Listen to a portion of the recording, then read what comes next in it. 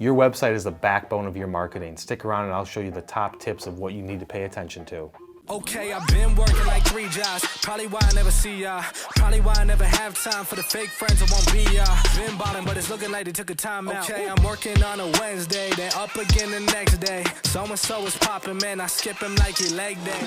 So the way people used to get followers on Instagram was just straight up doing a post and adding like 20 hashtags. The new way after like the last 6 months is all about stories. They've got a bigger push on stories, and then I didn't know this, but the algorithm can pick up hashtags in stories when you type them in. Then adding a location, because you can go like text and then location and put Austin, Texas and drag it at the bottom. That is huge. So you're doing some sort of marketing, whether it's content, social, creating videos, whatever it is, everything goes back to your website. That is why the website is the most important foundational piece of your marketing. A lot of people are overlooking that aspect, saying they don't really need a website, or it's fine, it was done a few years ago. Or if you have updated it recently, really take a hard look at these points that we're gonna go through. Everything goes back to the website. You're gonna use that as the hub to then distribute from. So if you create content, if you have new graphics, if you have new things, services that your company's offering, it goes on the website, and then from there you're gonna distribute it out into all the different distribution sources, whether it's social or email, or you're leaving brochures, everything's going back to the website. And if your website is not mobile friendly, then there's honestly no hope for you, because mobile friendly is a terminology of the past. And if you have to ask that question of a web developer, is it mobile friendly? Then that's just ridiculous. Everything needs to be optimized for mobile, optimized for tablets, optimized for desktops.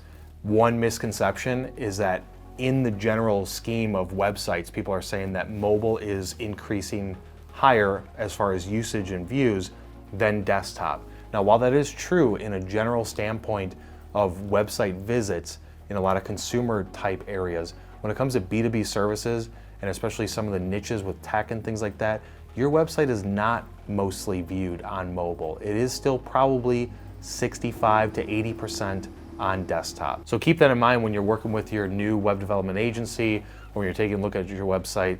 Mobile is important, but it is not 50, 60% of your traffic. If you ever want to know, go to Google Analytics and look to see what devices are coming in. But like I said, B2B services, especially tech, software, manufacturing, industrial, it's primarily still desktop. So let's first talk about the overall look.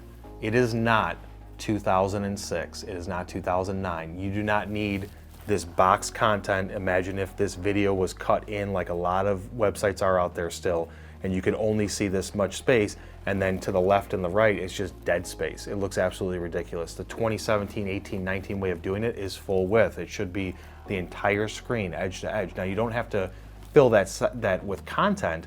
You can still make it to where it shifts left to right, or it's more centerline in some sections, but you still want the overall experience to be full width, because that's real estate that you can't afford to lose. So your overall look, if you have an old site that has the box look, you definitely need to update it. If you have a newer site and you've got full width but all the content's in the center, you're not properly utilizing that space. So take a hard look at the overall look of it. Now, if your homepage is nice and fancy, and then you go internal and all your pages are chopped down, that's a separate issue that you should have talked about with your UX designer, or make sure that you bring it up with your new marketing agency or whoever's doing it, because you want every single page of your site to look as beautiful as your homepage. A lot of companies are going to have a nice landing page. Landing page is just basically a page where people can go directly to. In marketing terminology, it used to be referred to as when you're running a promotion, you're sending traffic to a page, that's where they land, then you've got call to actions, and you're trying to squeeze them on that page to then give you an email address or purchase something. But in today's terminology, a landing page is just any place that somebody could land, at least in our agency's eyes. So we want to make sure that every single page of your website is as nice as the homepage. You do not want people to go to your homepage and see that it's beautiful and there's a lot of full width content and everything's great, and then they click on services and go to one of your internal pages and then it just looks like garbage. You don't know how people are going to land on your site. You may think that they're going to always go to the homepage, but that's not the case. Depending on how your SEO is set up and the keywords and themes and phrases that you're going after, there's a high likelihood that while your homepage When you go under Google Analytics and look at landing page traffic and the most traffic to your site, your homepage is most likely going to be more than 50% of your traffic. But it shouldn't be much more than that, because all of your other internal pages are ranking if your SEO is done right. So they may be numbers 2, 3, 4, 5, 6 that are getting almost as many views as your homepage. That's where they're landing. So think about that.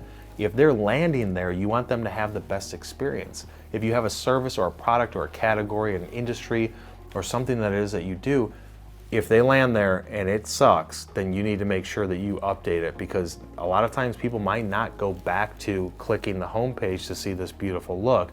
They're gonna take that first impression, maybe then click on another service or a product page. Again, if the experience isn't there, then they could bounce from that point.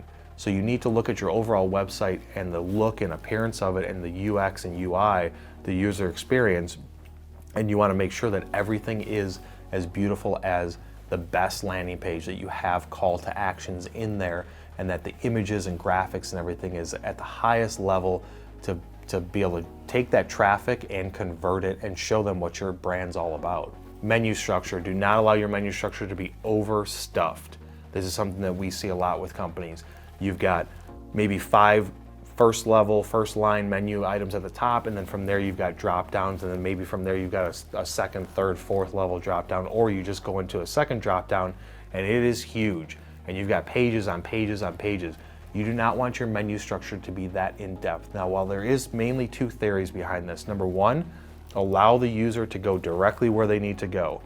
If they want to go to an internal subpage of a subpage of a subpage, and that's a service or a product you have, the mindset and the theory is let them go directly to it. When you give people too many options, you can't control the path that they're going down. You can't control the story that you're trying to tell to them. You can have 2 levels to it. You can have services and the services that you offer, or you can just have a services button, and when they click that, they go to a landing page that is beautiful and talks about your services, to where from there they can click into the individual services. But do not allow your menu to just be throwing up all these different options for somebody to go to. Number 1, they're going to be confused. Number 2, you can't control them. And number 3, at the end of the day, depending on what device they're on, depending on how long those menu items are, it's just going to be jumbled together and just too crammed for space. So let it breathe, simplify your menu structure, and allow people to get to where they want to go, but then also at the same time allowing them to be controlled by you as the UX designer, as you as a company, to say, I want you to go down this path. You can click here, but you can't click anywhere else. And if you want to learn about our services, you need to go down this path. All of your sites, if you're paying attention to the marketing that we're saying is most important, should have some sort of content section. Whether it's, you call it news, whether you call it blog, whether you call it resources, you need to have some section where you're updating content. So number 1, you have to be creating content. If you have a website that you're not creating content for, the likelihood of you increasing your positions in Google for SEO are far less likely than if you're making content on a regular standpoint. If you're okay with the traffic that you're getting and you feel like you've got so much traffic now, I don't need content to drive traffic, then that's your decision. But for most companies, you need to bring new traffic into your site. You need to create content. You need to distribute that in the methods that we tell you to distribute, with email and social, and even doing PPC. Get that information out there to then drive traffic back to it, but you have to have a content section. Doesn't matter what you call it, but you have to update it regularly, have a mix of video and articles, so written and video. You need to have categories for it. You need to have that landing page of that content section be, rich with content, but then also allowing things to breathe and allowing somebody to quickly go to whatever categories they want to go to. And then having a call to action for them to sign up to some sort of newsletter, whether it's monthly, quarterly, weekly, whatever it is, they need to be able to have some call to action. When you create those posts, whether it's a video or a written article, you need to have, in our opinion, 2 different call to actions. Put in a mid-level call to action, which all that means is you've got this long article, in the middle you're going to have a call to action. Make that a newsletter sign up. Very simple, first name, last name, email. Do not ask them for too much information. Do not just put their email, because you're not going to be able to address them in the first name from a CRM standpoint and email marketing, and your CRM database is going to get all jacked up if you just have emails with no names. Putting a mid-level call to action at the bottom of that article or video then you can have a different call to action. Schedule a call with us, check out this next piece of content, or click on this category, or look at our services. Whatever you feel is relevant, having 2 call to actions on those pieces of content is, you need to do something with this attention that you're getting. Don't assume that they're going to read your article and then just click contact us, I want more. Assume that they're not going to do that. Allow things to easily be put in front of them for them to then easily punch in information. Call to actions and forms.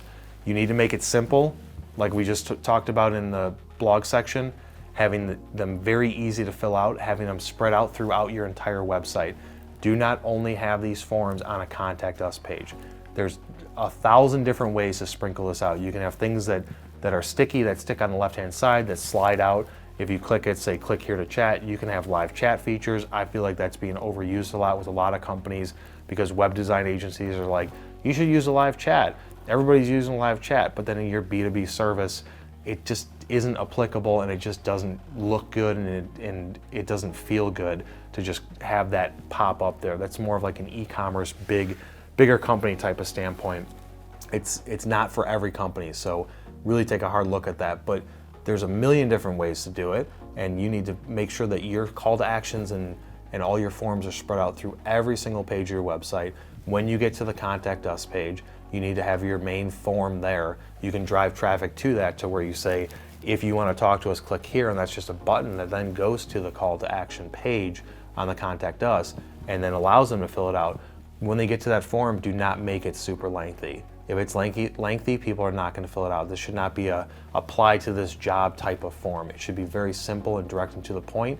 If you're doing RFQs because you're in manufacturing or industrial, I understand that there's some information that you would prefer to have, especially if you do custom pieces and you want people to just click these drop downs and pick what it is and click send, and they can send it over to you and you know exactly what they want.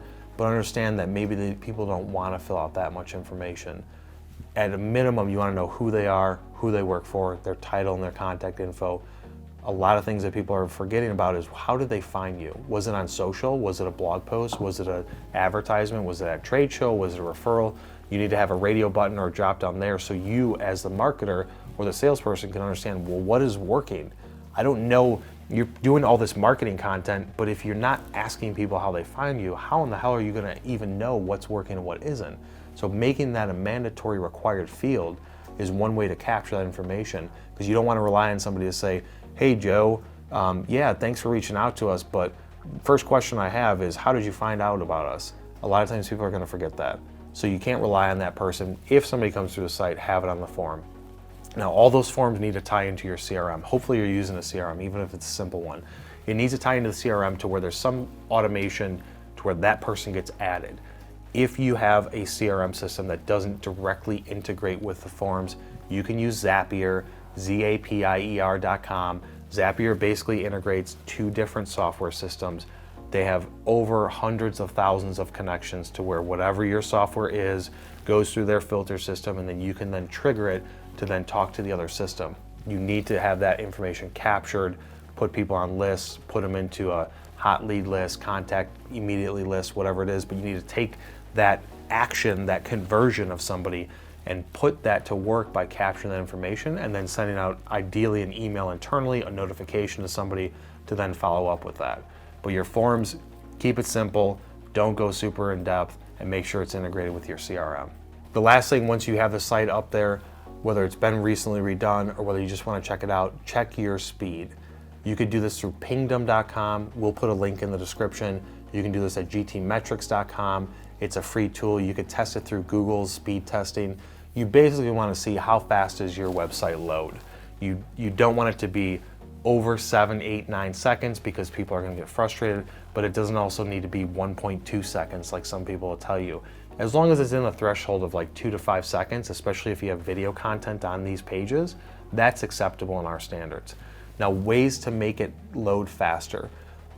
From my experience, the biggest factor of that is going to be twofold. Number one, having a cache in place on your website.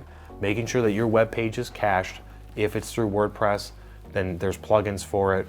If it's not through WordPress, there's other ways to do it with a local cache through your actual CMS system. But to really speed it up, you need to have a CDN. A CDN is a content delivery network Essentially what you're doing is, we're in Austin. If I try and visit a website that does not have a CDN in place, it could pull from a server that is in Phoenix, Arizona. If they do have a CDN in place, I'm pulling from a copy of their site from a server here in Austin. No matter where you are in the country, if you have a CDN, they deliver copies of your site, basically a snapshot, so it can load extremely fast to the most local server to the user. Whereas without it, they're pulling to more of a larger hub. So if you're in the Midwest, it might be Chicago or Minneapolis or Indianapolis. It's not pulling hyper local. So putting a CDN in place, you can go from a 7, 8, 9 second load time without doing any sort of code optimization to your website down to 2 to 3 seconds just with that. It's extremely cheap. You're probably looking at $100 to a couple $100 a year. If you do it through GoDaddy, it's part of their services and it's about $100 a year. And for the value that you're going to get to have things load quickly, it's well worth it. But that last part of UX is, you've got a beautiful site, but if it loads like garbage, then nobody's ever going to want to stick around. So you want to build a site, but then have it load fast. If your stuff's loading slow, then reach out to your developer and have them make sure that there's a CDN in place. So you've got this great site, you've gone through this list of things, you know that your site is good. Are you looking at your Google Analytics? Assuming that your website is tied to Google Analytics, which it should be. If some agency or a trade show company is telling you to use a different system, that's baloney. You need to be tied directly into Google Analytics. You need to be able to look at the data yourself. Google Analytics is essentially like Microsoft Excel. You could do a ton of things in it, or you could do very simple things. It is so robust with information that it would blow your mind at the type of information you can get. So you need to be tied in Google Analytics, and you need to be looking at this on a daily, weekly basis. If you have an agency, they should be looking at it, giving you reports on a monthly basis to look at your page traffic. What is the #1 landing page? What are the top 10 landing pages? How are people exiting? Where's the traffic coming from? You can niche all that down because you want to understand, how are people finding you, step 1. Step 2 is, what did they do on your site? Step 3 is, where did they come from geographically? Typically, we'll filter with geographics first. We don't want the stuff outside certain countries, the spammers. We block those guys out in the Google Analytics, and we only want to focus on whatever market we're trying to hit, and then look at that traffic to understand, what can you do? Is there a sticking point on your site where people are leaving? Is there trends that you can see? Is your social picking up? Is your social declining? Looking at it week over week with comparison, month over month, quarter over quarter. You're basically just looking for statistics here to make sure that you're going down the right path. So tying into the analytics is essentially the check and the balance to what you did up front. If you invest a lot of money in your website, you want to make sure that it's performing. If you got an agency, hold them accountable for it. If you're doing it on your own, you've got an internal department, make sure that that's a weekly meeting. We do ours on Mondays, and we go through all of our analytics to look at, who came to the site, what's their social looking like, because then that allows us time for the next week to make any adjustments that we want to see. But you have to be reviewing this information regularly, otherwise you're not going to know if what you're doing on all your different marketing aspects is actually working or not. If you guys got value out of this content, smash that like button. Don't say smash. Everybody's saying smash. Yeah, but just don't say smash. Okay, fine. Hit that like button. You got a question, leave a comment. We'll see you on the next one.